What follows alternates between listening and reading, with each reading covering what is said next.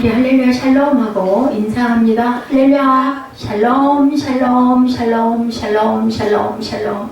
하나님 사랑합니다. 여러분 주 안에서 사랑합니다. 오늘 누가복음 19장 예수께서 오신 것은 어때요? 누구를 찾으러 오신다고?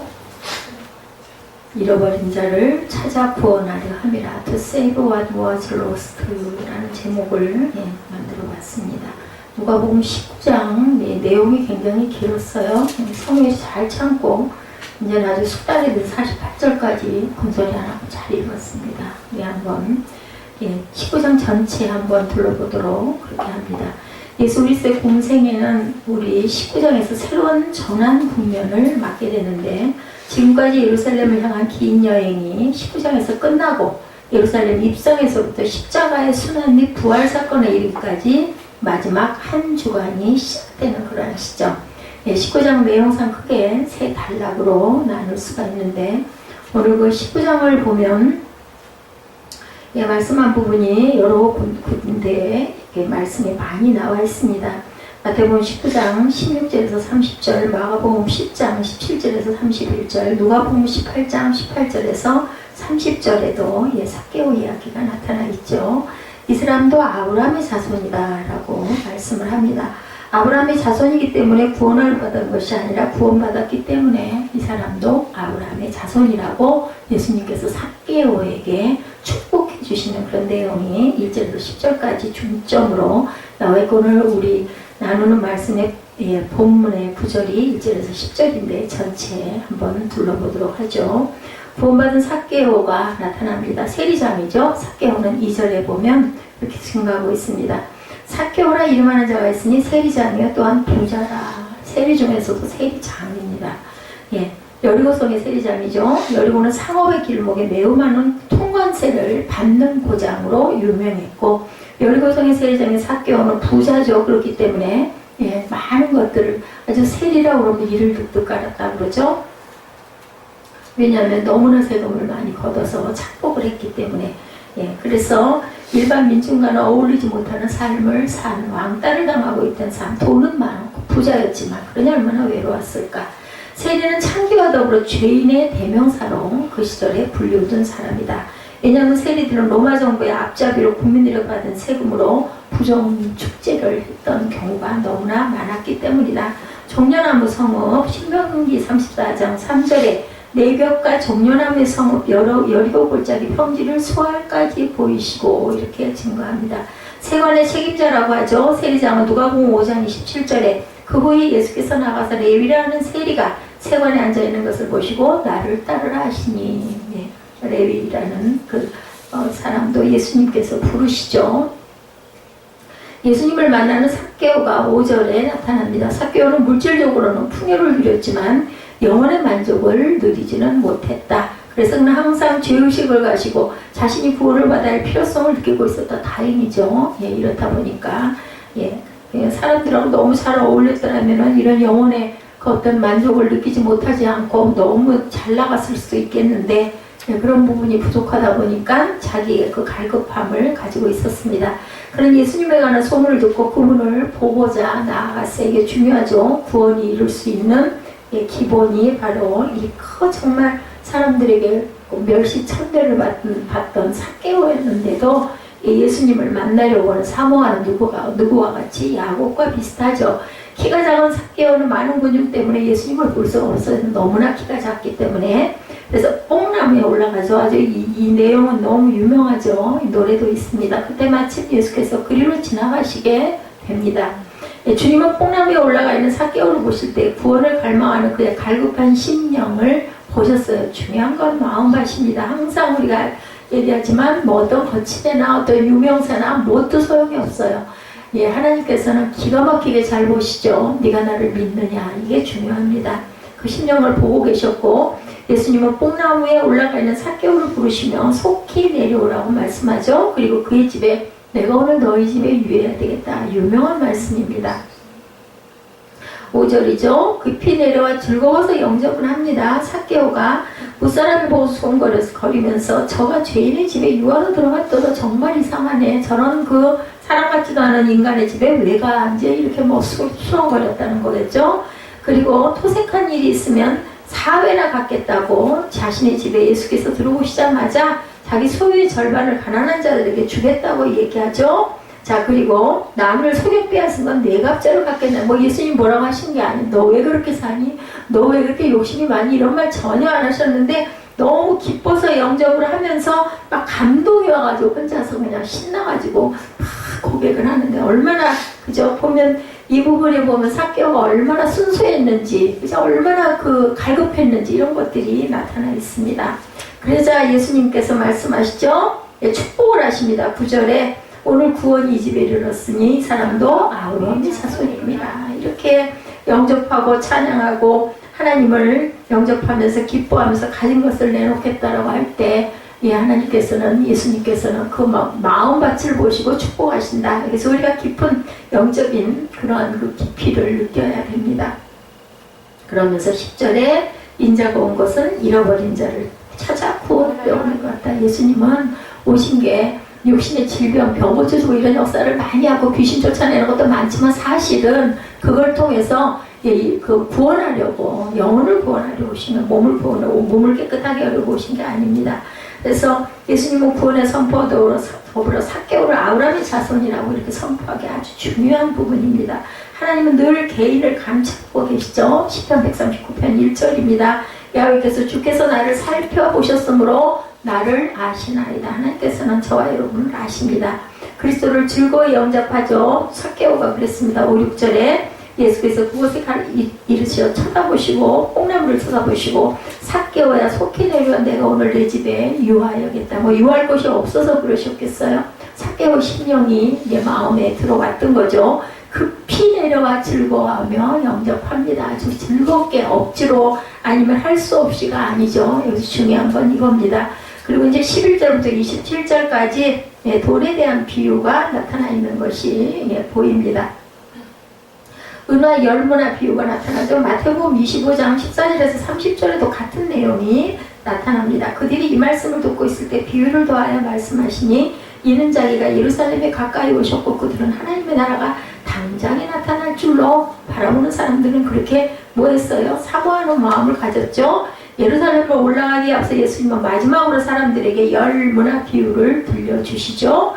어떤 귀인이 왕위를 받아가지고 오려고 먼 나라로 갈 때 그의 종 10명을 불러 은 10문화를 주면서 자신이 돌아올 때까지 장사해봐라 라고 나눠주고 갑니다.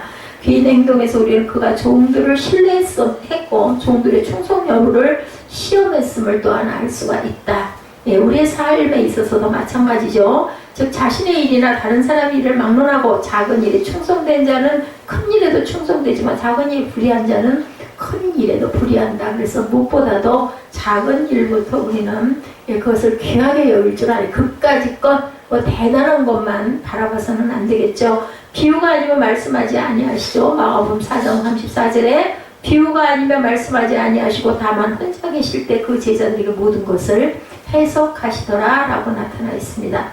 맡은 자들에게 구할 것은 뭐라고요? 충성이죠. 고린도전서 4장 2절에 그리고 맡은 자들에게 구할 것은 충성이라. 이런 걸 맡겼을 때 그것을 정말 혼신의 힘을 다하여서 그것을 충성할 줄 알아야 큰 것을 하나님께서 맡기신다. 귀인이 왕위를 가지고 돌아오는 부분이 15절에 나타나 있습니다. 귀인이 왕위를 받아가지고 돌아와 은혜를 준 종들이 각각 어떻게 장사했는지 알고서야 그들을 다시 부르시죠. 사건입니다. 16절부터 첫째가 나와 이르되 당신의 한 문화로 10문화를 아낀 남긴 일. 그리고 그랬더니 주인이 축복하죠. 잘하였도다 착한 종들아 내가 지극히 작은 것을 충성하였으니 10꼴의 건설을 차지하라고. 둘째 와서 이르되 주인이야 당신의 한 문화로 5문화를 만들었나이다. 이런 내용이 쭉 나타납니다. 자, 그들은 마음에 하나님 두기를 싫어하므로 그 마음의 모든 계획들이 악할 수밖에 없었던 그러한 사람들의 마음도 나타납니다. 악한 자들이 도모하는 일은 언제나 합당하지 못한 일들을 하죠. 세상이 그리스도를 미워합니다. 요한복음 7장 7절에 세상이 너희를 미워하지 아니하되 나를 미워하나니 이는 내가 세상의 일들을 악하다고 증언했기 때문이라고 합니다. 마음에 하나님을 두기 싫어하기 때문에 그 마음의 모든 계획이 악할 수밖에 없다. 이거 충성된 자들과 아닌 자들이 나타나죠. 충성된 자는 주인의 마음을 당연히 시원하게 하죠. 잠언 25장 13절에 충성된 사자는 그를 보낸 이에게 마치 추수하는 날의 얼음 냉수 같다. 능히 그 주인의 마음을 시원하게 하느니라. 이제 더워요. 어떨 땐 낮에도 더위가 느껴지더라고요. 그리고 17절과 22절에는 상급에 대해서 나타납니다. 악한 종에게 그리고 또한 착한 종에게. 예, 잘하였다 착한 종아 했지만 22절에는 악한 종아 내가 내 말로 너를 심판하는 너는 내가 두지 않은 것으로 취하고 심지 않은 것을 거둔 엄한 사람인 줄 알았느냐. 땅속에다가 감춰놨다가 내놓은 그런 아주 게으른 종에게 이렇게 아주 그 저주를 하시는 부분도 나타납니다. 하나님께서는 축복만 하시는 게 아니라 심은 대로 거두신다는 거 저는 늘 그 생각을 합니다. 정직으로 판단하시죠. 시편 9편 8절에 공의로 세계를 심판하시며 정직으로 만민에게 판결을 내리시기도 하는 하나님이시다. 열매 맺는 백성이 천국을 차지하죠. 마태복음 21장 43절에 그러므로 내가 너에게 이르노니 하나님의 나라를 너희는 빼앗기고 그 나라에 열매 맺는 백성이 받으리라. 열매를 맺어야 받습니다. 하나님의 나라는. 그래서 예루살렘에 입성하신 예수님에 대해서 28절에서 44절까지 긴 내용이 나타납니다. 우리가 너무 잘 아는 나귀새끼 주인의 믿음이 나타나죠. 예수께서 이 말씀을 하시고 예루살렘을 향하여 앞서서 가십니다. 감나온이라 불리는 산 쪽에는 벳바게와 베다니에 가까이 가셨을 때 제자 중 둘을 보내시며 너희는 맞은편 마을 올라가라. 그리로 들어가면 아직 아무도 타보지 않은 나귀새끼가 메어 있는 것을 보리니 풀어 끌고 오라. 그리고 주인이 왜 그렇게 갖고 가느냐라고 물어보거든 주가 쓰시겠다 하라라고 말까지 아주 알려서 보내시는 사건 우리가 너무나 잘 아는 사건이죠. 자, 나귀새끼를 탄 예수님께서 예루살렘에 입성하시자 많은 무리가 모여서 예수님을 찬양하고 나타납니다.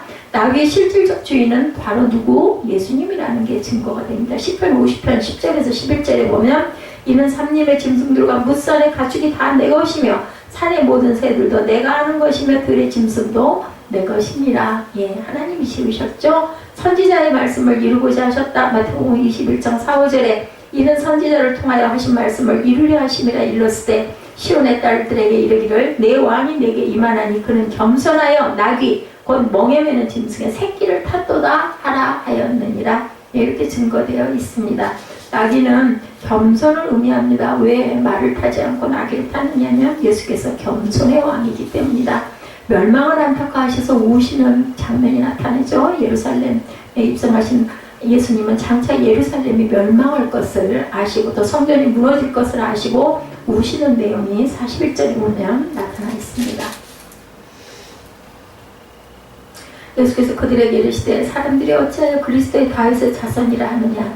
시편에 다윗이 친히 말했을 때 주께서 내 주께 이르시되 내가 원수를 내 발등 삼고 삼을 때까지 내 우편에 앉았으라 하셨도다 라고 얘기를 하죠. 예, 하나님께서 모든 사람들을 보시고 말씀합니다. 예수께서 이르시되 이 세상한 자녀들은 장가도 가고 시집도 가되 저 세상에 19장이죠. 20장으로 넘어갔네요. 41절에 가까이 오사 성을 보고 우십니다. 예, 내가 너에게 말하노니 만일 이 사람들이 침묵하면 돌들이 소리지르라 하시라나. 가까이 오사 성을 보고 오시면서 너도 오늘 평화에 관한 일을 알았더라면 좋았을 뻔할 거냐. 지금 내 눈에 숨겨졌도다. 날이 이를지라 내 원수들이 토종을 쌓고 너를 들어 사면으로 가두고 또 너와 네 그 가운데는 내 자식들을 땅에 메어치고 돌 하나도 돌 위에 남기지 아니하리니 이는 내가 보살핌 받은 나를 알지 못함을 인합니다 하시죠. 그리고는 나중에 성전 정결의 사건이 내 집은 기도하는 집이라고 하죠. 마태복음 21장, 마가복음 11장에 나타나는 내용이 나타나 있습니다. 하나님의 성사는 기도하는 집입니다. 이사야 56장 7절에 내가 곧 그들의 나의 성산으로 인도하여 기도하는 내 집에서 그들을 기쁘게 할 것이며 이렇게 증거합니다. 자, 그들의 번제와 희생을 나의 재단에서 기꺼이 받게 되리니 이는 내 집은 만민이 기도하는 집이 될 것입니다. 백성이 즐겁게 듣습니다. 마가복음 12장 37절에 다윗이 그리스도를 주하였은지 어찌 그의 자손이 되겠느냐 하시니 많은 사람들이 즐겁게 듣더라. 황폐한 성읍에 대해서 아파하시는 부분은 누가복음 13장 35절에도 보라 너희 집이 황폐하여 버림받으리라. 내가 너에게 이르노니 너희가 주의 이름으로 오시는 이를 찬송하리로다. 예루살렘이 군대들에게 에워싸인다고 누가복음 21장 20절에도 너희가 예루살렘이 군대들에게 에워싸이는 것을 보거든 그 멸망이 가까운 줄 알라라고 예언하시는 부분이 나타나 있는 것을 봅니다. 주께서는 하나님의 심판으로 예루살렘이 멸망된 것을 알고 슬퍼하시고 우셨다. 이 말 결론으로는 오늘 19장에서 성전을 정화하시는 예수님의 모습을 우리가 볼 수 있는데, 우리가 이 성전 정화의 모습을 통해서 이 시대에 우리들이 소속해 있는 교회의 모습을 정화해야 되겠다. 교회 안에 바람스럽지 못한 요소를 제거할 줄 알아야 되겠고, 하나님의 성전의 본래 모습으로 우리는 회복시켜 나가야 되겠으며, 항상 우리가 마음을 굳건하게 먹고 항상 정돈할 줄 아는 그런 마음을 가져야 되겠다. 자, 오늘 토세구바 워드로스도 잃어버린 자를 구원하려 함이라 라는 내용으로 우리 함께 은혜를 나눠보도록 합니다. 예수 그리스도를 믿는 궁극적인 목적이 과연 무엇일까 생각해 봅니다. 그리스도의 궁극적인 목적은 왜요? 구원을 받아서 천국에 들어가는 것이 궁극적인 목적이죠. 그래서 예수님께서는 많은 사람들을 구원하려, 잃어버린 자를 찾아서 내가 구원하려겠다. 양이 99마리가 있어도 한 마리를 찾아 헤매시죠. 그래서 천국은 우리가 영문으로 뭐라고 그래도 킹덤 오브 갓이라고 얘기합니다. 이 정의는 예수님이 왕으로 다스리는 통치 영역을 의미한다. 사무엘 알아? 또 킹덤 오브 갓 무슨 뜻인지? 응? 하나님의 나라, 킹덤 오브 갓. 응? 우리 사무엘 신났네. 어느 영토를 지배하고 다스리는 영토의 개념이 아니라 예수님의 왕으로 다스리는 통치 영역입니다. 그래서 킹십, 헤드십이라고도 의미합니다. 그러므로 유명한 신학자인 오스카 쿨만이나 판펜넬바르그 등은 천국을 정의하기를 천국은 예수님의 오심으로 계시되고 시작된 나라이라고 얘기하고, 교회의 확장과 복음 전파와 함께 전 세계적으로 확증되어 가고 있는 나라이며 예수님의 재림으로 완성되는 나라라고 정의를 했습니다. 우리가 천국의 개념과 범위와 성취의 과정을 말할 때 4가지 또는 5가지 천국이 있음을 보는데, 우리 한번 잠깐 살펴보도록 하죠. 심령이 가난한 자는 천국이 너의 것이며, 그죠? 산상수훈에 나타나죠. 요한복음 3장 3절과 5절에 예수께서 대답하여 이르시되 진실로 진실로 내게 이르노니 사람이 거듭나지 아니하면 하나님의 나라를 볼 수 없다고 말씀합니다. 5절에도 예수께서 대답하시되 진실로 진실로 내게 이르노니 사람이 물과 성령으로 거듭나지 아니하면 하나님의 나라를 볼 수 없다. 바로 이것이 마음이 천국이라는 거죠. 심령이 가난한 자는 복이 있나니와 같습니다. 이는 타락한 죄인이 예수 그리스도를 믿고 죄의 사함을 받고 구원을 받아서 그의 영혼 속에 예수님을 구세주로 왕으로 모시고 살아감으로 얻게 되는 천국을 의미합니다. 그러니까 심령이 가난하다는 것은 하나님을 인정하는 마음밭이 됐을 때 심령이 가난합니다. 누구처럼? 오늘 주인공인 삭개오처럼. 그렇죠? 가정의 천국에 대해서도 얘기합니다. 누가복음 19장 9절에 보면 예수께서 이르시되 오늘 구원이 이 집에 이르렀으니 이 사람도 아브라함의 자손임이라고 말씀을 합니다. 이것이 바로 가정의 천국이다. 이 집에 이르렀다고 하죠. 구원이. 인자가 온 것은 잃어버리는 자를 찾아 구원하려 함이라고 여기서도 증거하고 있죠. 오늘 본문이죠.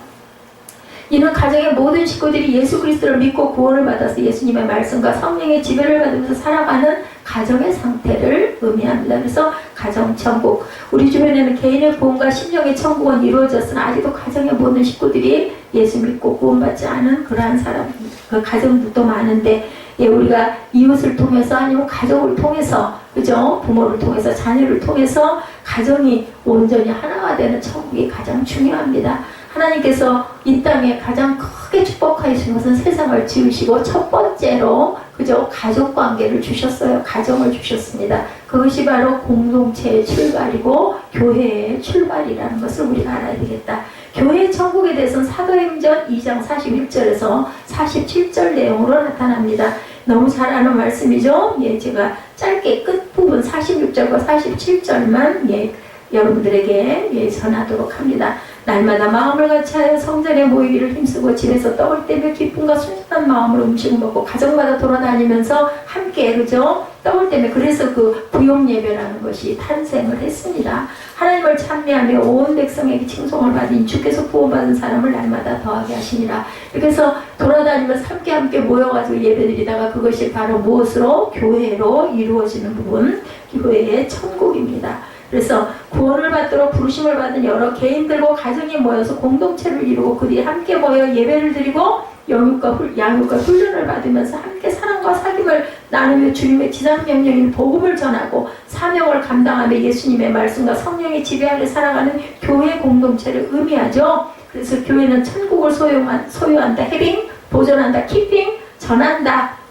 스페링이라고 말씀하고 있습니다. 이것이 바로 공동체의 의미. 그리고 이제 네 번째로 천년왕국의 천국에 대해서 계시록 20장에 증거합니다. 11절부터 쭉 보면 계시록 20장 11절부터 보면 또 내가 크고 흰 보좌와 그 위에 앉으신 이를 보니 땅과 하늘이 그 앞에 피하여 간데없더라. 또 내가 보니 죽은 자들이 큰 자나 작은 자나 그 보좌 앞에 서 있는데 책들이 펴있고 또 다른 책이 펴졌으니 생명책이라. 죽은 자들이 자기 행위를 따라 책들에 기록된 대로 심판을 받으니 누구든지 생명책에 기록되지 못한 자는 불맛에 던져지리라. 이것이 바로 천년왕국의 뭐예요? 우리가 영원한 천국과 그리고 불못에 들어가는 멸망을 나타난다. 그래서 예수님의 공중 재림과 죽은 자들의 첫째 부활과 살아있는 성도들의 변형과 휴거, 그리고 예수님의 지상 재림으로 실현되는 완성된 천국의 모습을 여기서 나타내는 5가지로 나타나 있죠. 그리고 마지막 영원한 천국에 대해서 계시록 21장에도 증거합니다. 27절에 보면 무엇이든지 속된 것이나 가정한 일 또는 거짓말하는 자는 결코 그리로 들어가지 못하되 오직 어린 양의 생명책에 기록된 자들만 들어가리라. 교회의 가장 본질적인 문제는요, 구원이에요. 구원. 그리고 뭐예요?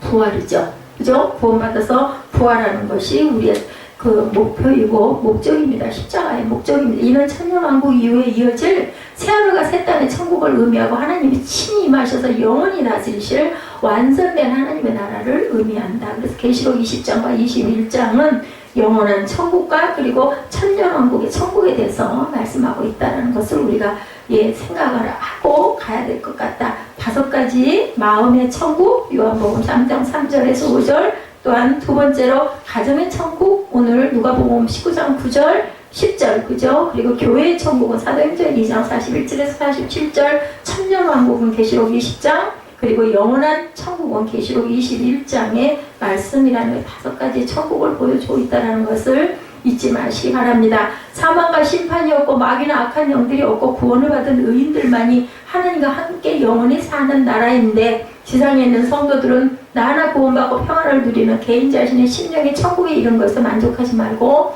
가족과 가정과 그리고 교회의 천국과 천년왕국의 천국과 영원한 천국을 향해서 우리가 종말론적인 목적의식을 가지고 달려갈 줄 알아야 되겠다. 오늘 본문 말씀은 너무나 잘 아는 말씀이죠. 세리장의 말씀입니다. 그래서 이 부분을 제가 빼고 다른 쪽을 좀 볼까 했는데 아무리 생각을 해봐도 여기에서 그 삭개오의 사건은 구원에 대한 어떤 기본적인 말씀을 하셨기 때문에 이 부분을 다시 여러분들과 함께 나눕니다. 오늘날 세속적 가치가 세계를 지배하고 영적인 가치, 계시의 가치, 교회의 가치를 몰아내므로 영적인 질서와 도덕적 질서가 점점 무너져가고 있는, 붕괴되어 가고 있는 그러한 실태를 우리가 봅니다. 너무나 안타깝죠? 혼인의 제도나 가정의 제도들이 점점 무너져가고 해체가 이상한 말들 많죠. 아이도 아예 안 낳는 덩크족도 있고, 독신주의자들, 동성연애자들 오죽이 나면 드라마에도 동성연애를 하는 그런 내용이 살짝 비추는 부분을 제가 봤습니다. 이혼이나 자살로 인해서 편부모 가정, 다문화 가정이 또 이제 들어오죠. 다문화 가정은 나쁘다고 할 건 없습니다. 우리나라 결혼의 건수가 28만 건이었는데 이혼은 10만 7,400건이나 되었다고 그래요. 몇 년 전에 결혼 건수의 약 37%가 이혼.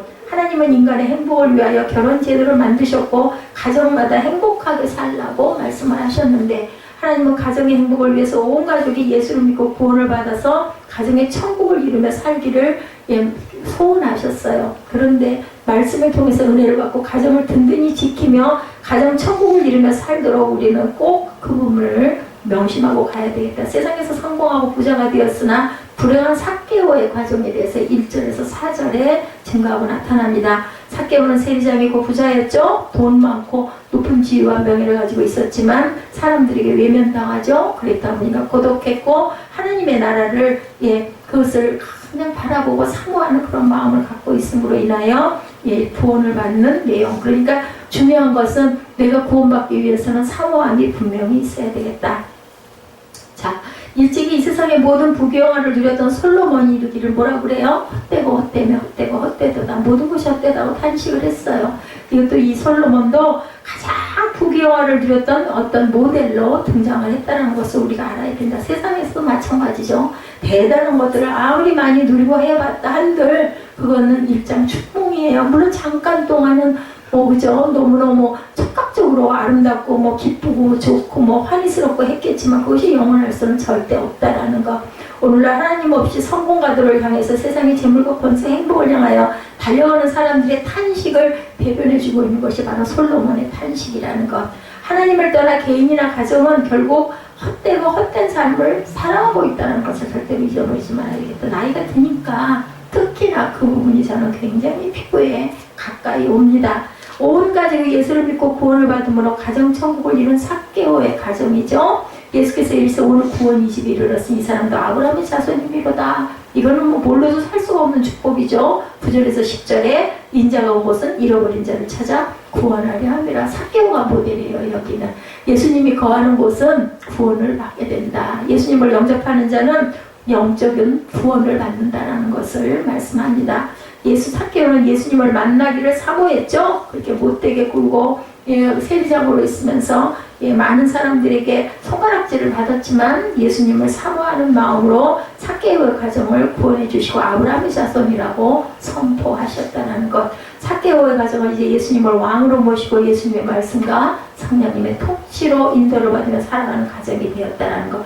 즉 뭐를 이루었어요? 가정 천국을 이루죠. 그런 예수님을 가정에 모시고 말씀대로 살아감으로 평안과 또한 행복을 얻고 영원한 천국을 얻게 되었다는 그런 이야기입니다.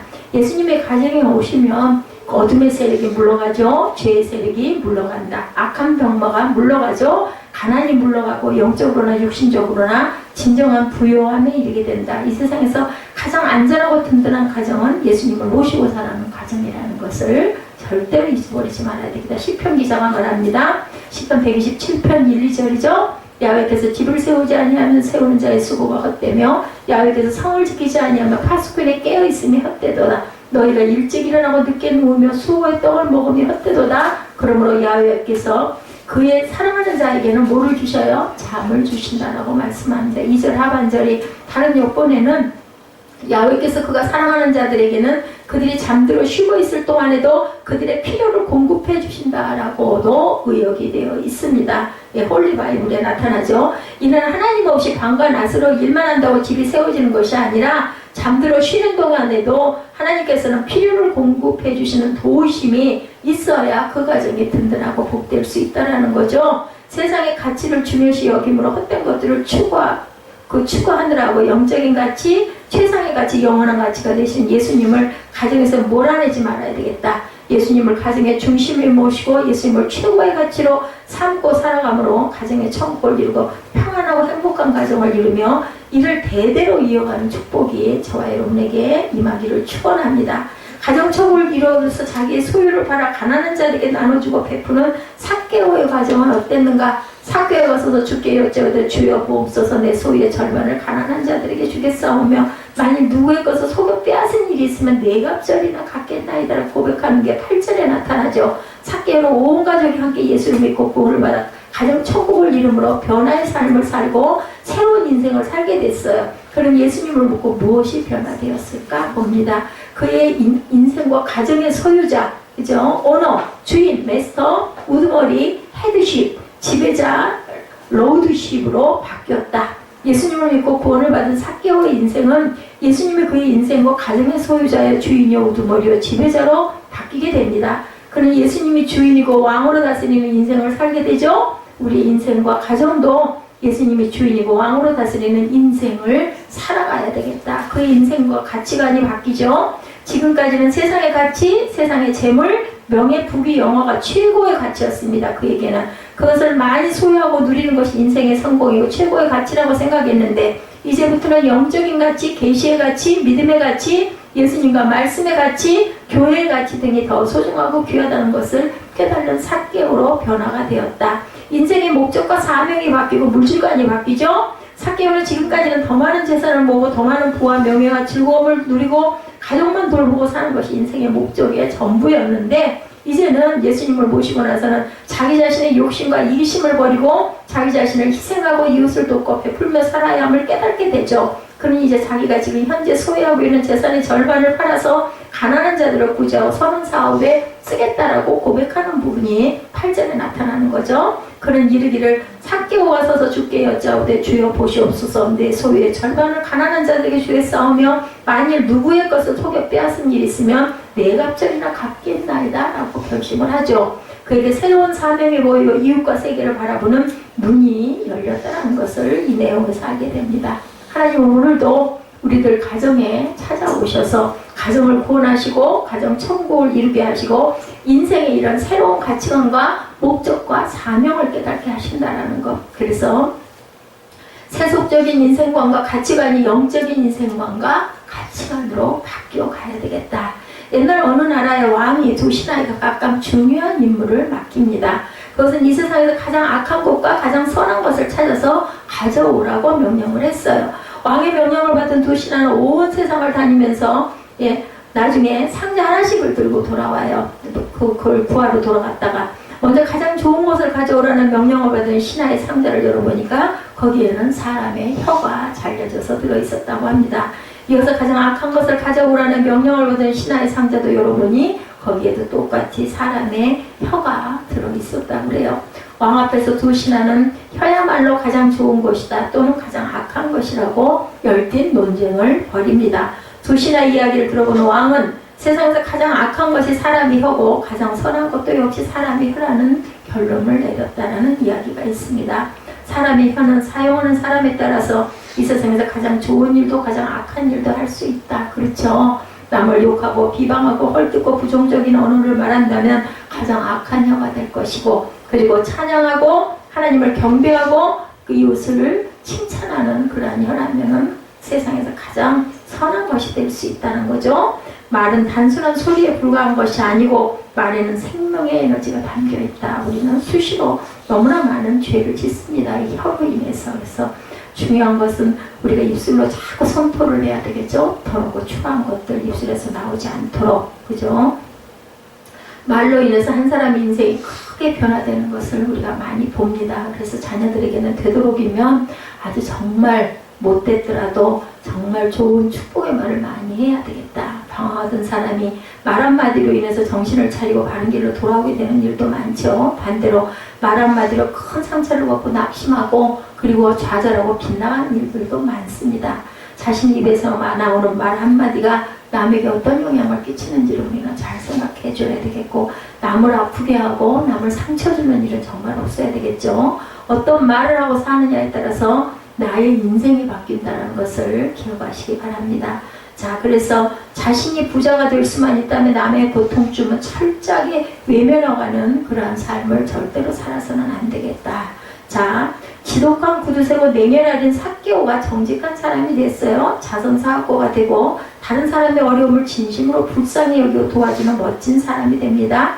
하루아침에 사람이 그렇게 완전히 달라질 수가 없는데 아름다운 변화를 가져다 준 것이 무엇인지, 자, 우리가 변화되는 축복에 대한 것을 봅니다. 5절이죠. 말씀이 사람을 변화시킵니다. 예수께서 여리고 마을을 방문하셔서 많은 사람이 예수님을 보려고 몰려왔을 때 예수님을 보려고 몰려온 사람들 중에 이 어린 그 키 작은 삭개오 이름은 뜻은요, 의로운 자, 정결한 자라는 뜻을 갖고 있습니다. 이름대로 사람이 변화가 되어 간다는 것을 또한 절대로 잊지 마셔야 됩니다. 그렇지만 삭개오는 이름처럼 의롭고 정결하지 못했어요. 근데 의롭고 정결한 사람이 삭개오라는 이름이었기 때문에 되었다라고도 우리는 생각해 볼 수가 있다. 삭개오는 여리고 마을의 세리장이었죠. 삭개오는 세리장이었고 부자였지만 마음이 늘 편치가 않았겠죠. 남들이 수군거리고 남들이 비하하는 것을 몰랐을 리가 없어요. 그 마음이 얼마나 그게 좋지 못했겠죠. 여리고 마을의 세리장인데 유대인들로부터 매국노로 불립니다. 삶이 공허하고 괴로웠기 때문에 예수님을 더 그리워할 수 있었다. 그래서 예수님이 오셔가지고 축복을 하시니까 바라보고 나를 찾으시니까 너무나 기쁜 거죠. 내 소유의 절반을 가난한 자에게 주겠다고 얘기합니다. 지독한 구두쇠가 이렇게 해서 자선사업가가 됐어요. 돈 앞에서 피도 눈물도 없던 삭개오가 갑자기 양심적이고 진실하고 사랑이 많은 사람이 됐는데 못 하나로 예수님의 칭찬 한마디로, 그죠? 남에게 빼앗은 것을 갚으라고도 말씀하지 않으셨는데 율법대로 한다면 원금의 5분의 1만 더 주면 된다고 합니다. 그러니까 1,000원이면 1,200원만 얹어서 주면 되는 5배를 갚겠다고 하죠. 얼마나 마음에 큰 감동이 있었으면 숫자가 중요한 게 아니라 마음밭이 그렇게 변한 거예요. 자, 그래서 삭개오야 속히 내려오라 내가 오늘 내 집에 유하여야겠다라고 말씀하시는데 삭개오는 이 말씀을 듣고 그만 변화가 돼버린다. 그 순간에 이 세상의 모든 사람들을 무시한데도 나는 너를 사랑한단다. 그리고 나는 너를 귀하게 생각한다. 나는 너를 소중히 생각한다. 양 99마리를 두고 한 마리를 구하러 오신 예수님의 모습이죠. 그래서 오늘 밤 다른 집에 가지 않고 내가 너희 집에 묵을 거야 라는 그 말에 기가 막힌 감동을 받은 거예요. 인생은 변하죠. 마음과 생각이 바뀌면 사람이 변화가 됩니다. 수십 년 동안 변하지 않던 사람도 마음과 생각이 바뀌면 한순간에 변화가 될 수 있다. 그러면 생각은 어디에 있나? 머리에 있는데 생각은 분별하고 판단하는 도구죠. 그러면 마음은 어디에 있을까? 마음은 가슴에 있다고 하죠. 그러나 마음이 가슴에 어디 있는지 아는 사람, 보는 사람은 하나도 없습니다. 마음은 영혼에 속한 것이기 때문에 실체가 절대로 보이지 않죠. 분명한 마음은 그런데 근데 안 보이는 실체가 분명히 존재한다라는 거 마음밭은. 슬프고 괴롭고 즐겁고 기쁘고 답답하고 좋다 싫다 등의 감정을 감당하죠. 생각과 마음은 서로 유기적 관계를 맺고 있습니다. 예를 들어서 내게 아픔을 준 사람을 생각하면 자연스럽게 마음에 미움이 밀려오죠. 그러나 기쁨을 준 사람을 생각하면 마음이 기뻐지고 즐거워집니다. 미워하는 사람을 보면 화가 나고 욕하고 싶은 생각이 나죠. 그래서 성경에는 원수까지도 사랑하라고 하십니다. 미워하지 말아야죠. 아무리 애를 써도 잠깐 미움이 사라졌다가 또다시 미운 마음이 듭니다. 씨름을 하죠. 그래서 우리는 끊임없이 내적인 싸움에 시달립니다. 나 스스로도 어찌할 수 없는 것이 우리 모두의 모습이고 연약함입니다. 우리의 마음과 생각은 우리 스스로 컨트롤이 안 돼요. 우리 마음대로 할 수 없는 것이 마음이고 생각이다. 그러면 어떻게 해야 되나? 하나님 우리 안에 성령으로 역사하셔야만 됩니다. 하나님을 만나면 하나님의 능력으로 내가 너의 선한 능력으로 일어나리라고 하죠. 예수님을 만나면 새롭게 이렇게 변화가 된다. 성령께 붙잡히면 새로운 변화가 일어납니다. 무엇으로? 하나님의 능력으로. 예수님의 삭개오를 만나서 보시고 말씀하죠. 예수님의 말씀을 들을 때 은혜가 임했습니다. 아무 말도 안 하고 야단도 안 쳤는데 마음에 가득했던 미움과 원망이 사라지고 의로움과 탐욕도 섭섭함도 다 눈 녹듯이 사라져 버립니다. 대신 기쁨이 충만해지고 평안함이 밀려오고 행복해지죠. 순식간에 삭개오가 넉넉한 사람으로 변화가 된다. 그래서 상처를 많이 받은 사람이 붕괴하기도 많이 하는 것 같습니다. 오늘 예수님은 말씀을 통해서 사람들을 만나주시고 또한 사람들을 어루만져 주신다라는 것. 말씀이 우리 안에 자리 잡을 때 불평이 감사로 바뀌고 완악한 마음이 부드러워지고 마음의 상처가 치유되고 행복해집니다. 어떤 사람도 말씀을 통해서 예수를 만나고 말씀을 통해서 하나님의 음성을 들으면 변화를 받는다라는 것. 나의 의지와 노력으로 변화되려고 아무리 몸부림쳐도 되지가 않습니다. 말씀을 통해 예수님을 만나면 새롭게 되고 아름답게 변화된다. 누구처럼? 삭개오처럼. 무디가 거듭나는 하나님 앞에 온전하게 살 것을 서약하고 생활했는데 늘 넘어졌다고 그래요.